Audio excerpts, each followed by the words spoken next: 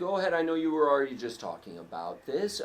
As far as you understand, how did this come to be? Well, somebody in Britain nominated me. I'm not sure exactly who, but then it goes through a lot of formal channels. In my case, the Foreign Office recommends, and then this is recommended to the King, and then he makes the announcement on the official birthday. Wow. And when was that? Was that recently? Did he That was already make Saturday. It's the same day they do Trooping of the Colours, and they march up and down the mall in London on their horses and things. And Oh, wonderful. And then you've largely heard through the British Embassy in Washington, D.C. Are they've been your main contact in all yeah, of this? they've really been my only contact in all of this. Gotcha. All right. So, if you don't mind, let me ask you a few questions about your background. Right. Where in England did you grow up? I grew up near a town called Stamford. It's in Lincolnshire, and I assume the town in Connecticut here was named after it. But I went to middle school, what we call middle school and high school there, at a school called Stamford School. Have you heard anything from your school? Do you suppose they're rather proud of you? Well, I think within the day they had it on their front page, marking it to their alumni. So this is probably far more important to schools and universities where I've been than to myself, because it's very important to attract new students. Yeah, of course. Growing up, was knighthood something really that was a big deal within English culture or British culture? Was it something kids growing up were aware of and something people would even aspire to? I don't know about aspiring to. I think people knew about royalty, the knighthoods, the country squires and all that kind of thing. It's the old, some would say the class system, except the knighthoods and these others are awards for accomplishments, not anything to do with your position in the country. Right. And when was it that you first left England? I left England in 1968 for a 2-year stint at Stanford University, but then I never went back. Gotcha. And then it was when you were actually working in the private sector that you did most of your groundbreaking research into lithium-ion batteries, correct? Yes, I went to what was then ESSO. They just started up a corporate research lab. They wanted to be the energy company, not just the oil company, so they had big aspirations, and we were told we could work on anything energy related, provided it wasn't petroleum or chemicals. So we got involved in fuel cells, batteries, solar cells. Electric vehicles was their big interest. When I heard you mention, Ryan, that you now have dual citizenship, Right. when did you add U.S. citizenship? I'm going to say the mid-1980s. I don't remember the exact date. Right around the time you came here? Was it late 80s that you Just came here? just before I came here, yes. What year was that? I came here in 1988. 88, okay. Do you travel back to England often? I was there last year for my sister's 80th birthday. I was supposed to be in Edinburgh in about 3 weeks, provided I can get my passport in time. Obviously, I know you well enough to know you're a pretty humble person and not really interested so much in the personal accolades. But do you stop to think, hey, someone who came from, I'm imagining, a fairly modest background, that you've managed to accomplish this? Yeah, no, my father, or his whole family were farmers. He was the first one ever to go to college. I was the first one ever to get a graduate degree from the family.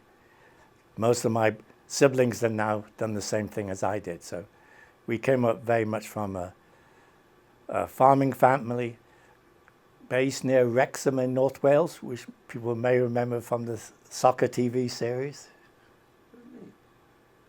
Now, I think most Americans, our understanding of someone being knighted is somewhat limited to that image of the man on a knee and the whoever the queen or king is with the sword and the shoulders. Now, is that what's going to happen? I don't know. No, they haven't told me the process or when it's going to happen. But I'm not sure they do it so formally anymore. Well, that's a shame. I'd want the whole sword treatment personally. No, I'd like to bring the sword back with me and mount it on the wall, right? And speaking of that, is there any sort of memento memorabilia? I mean, obviously with the Nobel Prize, you had the medal. Is there something of that There's nature with? some sort of medal here with a little ribbon on it. Oh, wonderful. So I haven't seen it yet, so. Now, I take it you don't necessarily intend to start using the "sir" all over the place, like when you're, ordering pizza for delivery or something. You're probably not going to say, "Oh, this is sir." Sir, yeah. But can we expect that the university will start throwing the "sir" moniker around? I'm not sure they will. No, I got to say no. I ate out last night at a restaurant, and my normal waitress came over and said, "Yes, sir. What can I do for you?" She had read it on Facebook, I think.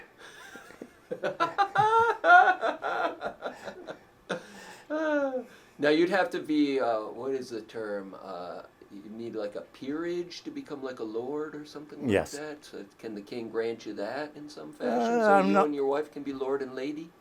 I'm not sure with living in this country, but my wife is now Lady Georgina. Oh, so that comes with the knighthood then? Yes, All right, sir and lady. yes. Very nice. Does she plan to use it? No, I don't think so.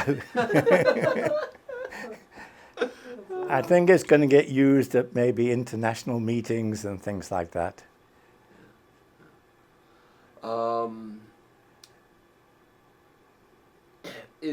Does part of it just seem kind of like surreal to you, like maybe a little bizarre that you're a man of science? Like, I don't get the sense that you were someone who was all into the trappings of the royal Right. family and all of that, and now to find that you've been knighted. Yes. If you look at the people who've got knighted who live in the United States, fairly large percentage are scientists or engineers. So they seriously go out to recognize science contributions to the country. That's wonderful. All right, and I think you were saying you expect any sort of ceremony to be about 6 months in the offing?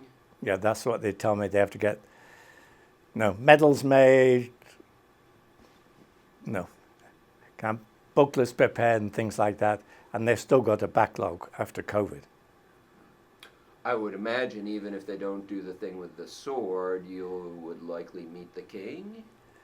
Yes, we'll either bring in Buckingham Palace or the equivalent palace in Edinburgh, I'm told. Okay. Have you ever met the king, or had you ever met No. his mother? No, Well, that'll be a thing. I don't go in those circles. You do now! Times are changing. Right. All right, at this point, I'm good, unless there's something else you'd like to add or didn't think to ask. No, I don't think so. No. Oh, great. All right. Brian, anything I missed? Do you know any of the fellow sirs or any? Is there like an exclusive group? Are you guys gonna get together and have coffee? There's several at universities. Princeton has one or two. There was one at Northwestern I met. But and two of my battery colleagues in Britain and I meet them. I won't say every day, but probably every 6 months or so. Okay, that's cool. Keep us posted on the event. Yes. Yeah, please do. And when they Yes. send you that medal or the ribbon you mentioned, I'd It's love to get a picture. typically be a ribbon you wear, I think, Of it. Oh, I know what you mean. Okay. on there, I think.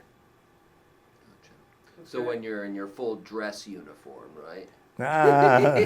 He's got the Nobel. Right, He's yeah. got this. He's got it all. The Nobel can't hang, it's got no hole in it. And It's just the medal. That's why yes, you hold it. some maybe at some point on the duplicate they have to have somebody drill a hole Yeah. in there. Put it on a big gold chain. Yeah.